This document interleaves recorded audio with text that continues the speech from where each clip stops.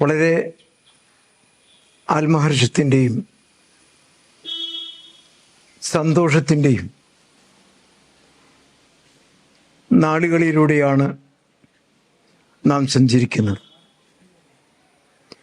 ഒരു സ്വാതന്ത്ര്യ ദിനം കൂടി ആഘോഷിക്കാൻ, അതിനെ സമുചിതമായി ഉൾക്കൊള്ളാൻ, അതിൻ്റെ പവിത്രമായ സന്ദേശം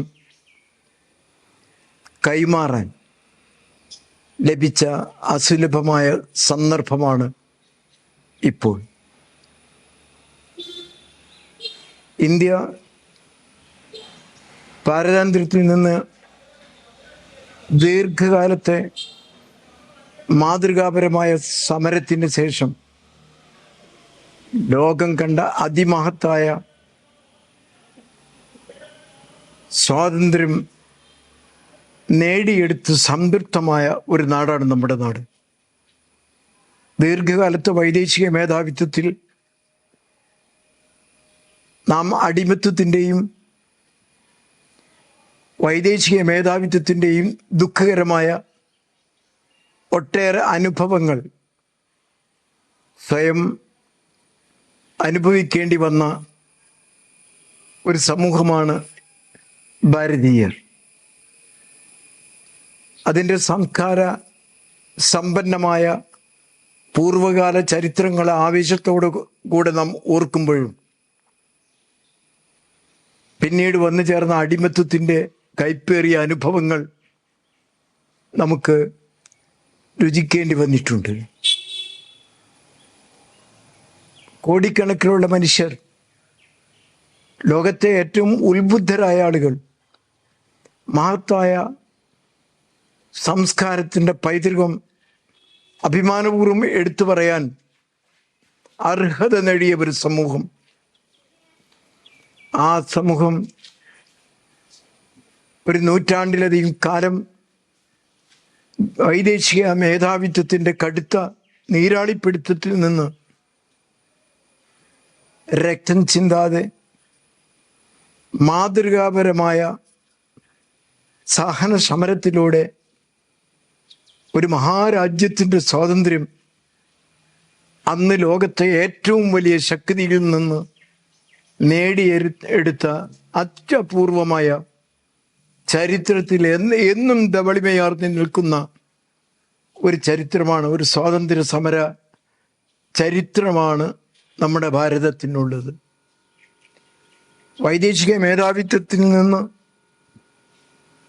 ഇവിടെയുള്ള ലോകത്ത് മാതൃകാപരമായ കൂട്ടായ്മയിലൂടെ വിവിധ മതങ്ങൾ, വിവിധ ദർശനങ്ങൾ, വിവിധ വർണ്ണങ്ങൾ, വിവിധ ഭാഷകൾ, വിവിധ പ്രദേശങ്ങൾ, വിവിധ സാംസ്കാരിക വൈവിധ്യങ്ങൾ, ഇതെല്ലാം നിറഞ്ഞു നിന്ന ഒരു നാട്ടിലെ ജനത ക്ഷമയിലൂടെ കടുത്ത പരീക്ഷണങ്ങൾ നേരിട്ട് എല്ലാ പ്രതിലോമ ശക്തികളെയും മാതൃകാപരമായ ഒരു സമരമുറയിലൂടെ മഹാത്മജിയുടെ നേതൃത്വത്തിൽ ഇവിടെയുള്ള മുഴുവൻ മതവിശ്വാസികളും ഇവിടുത്തെ മുഴുവൻ ജനതയും ഒന്നിച്ച് നിന്നുകൊണ്ട് സഹന സമരത്തിലൂടെ നേടിയെടുത്ത ഈ സ്വാതന്ത്ര്യത്തിൻ്റെ ചരിത്രം ലോകത്ത് തുല്യതയില്ലാത്തതാണ്. 1857 ആരംഭിച്ച സംഘടിത സ്വാതന്ത്ര്യ സമരം ഒരു നൂറ്റാണ്ടുകാലം ഏറെക്കുറെ നിലനിൽക്കുകയാണ്. 1947 ഓഗസ്റ്റ് 15 നമ്മുടെ രാജ്യം സ്വതന്ത്രമായി. ലോകത്ത് തുല്യതയില്ലാത്ത സഹന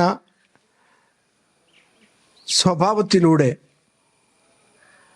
ലോകത്തെ ഏറ്റവും വലിയ ശക്തിയെ നേരിട്ട് അവരെ പരാജയപ്പെടുത്തി എല്ലാവർക്കും തുല്യാവകാശമുള്ള ലോകത്തെ ഏറ്റവും വലിയ ജനാധിപത്യ രാജ്യമായി ആക്കി തീർത്ത നമ്മുടെ ഉന്നതരായ നേതാക്കളെ, നമ്മുടെ മുൻഗാമികളെ, ചരിത്ര പുരുഷന്മാരെ ഓർക്കേണ്ട സുപ്രധാനമായ ഒരു ദിനമാണിന്ന്. ഖേദകരമെന്ന് പറയട്ടെ, ഈ നീണ്ട കാലഘട്ടം ഐക്യത്തിലൂടെ, യോജിപ്പിലൂടെ ഈ ഒരു മഹാരാജ്യത്തിൻ്റെ സ്വാതന്ത്ര്യ രാജ്യത്തിൻ്റെ നിർമ്മിതിയിൽ എല്ലാം മറന്ന് ഒന്നിച്ചു നിന്ന ഒരു ജനസമൂഹത്തെ വീണ്ടും വിഭാഗീയതയിലേക്കും വിവേചനത്തിലേക്കും വ്യംഗ്യമായും പരസ്യമായും ആഹ്വാനം ചെയ്തുകൊണ്ടുള്ള ഒരു കാലഘട്ടം തുടങ്ങിയിരിക്കുകയാണ്.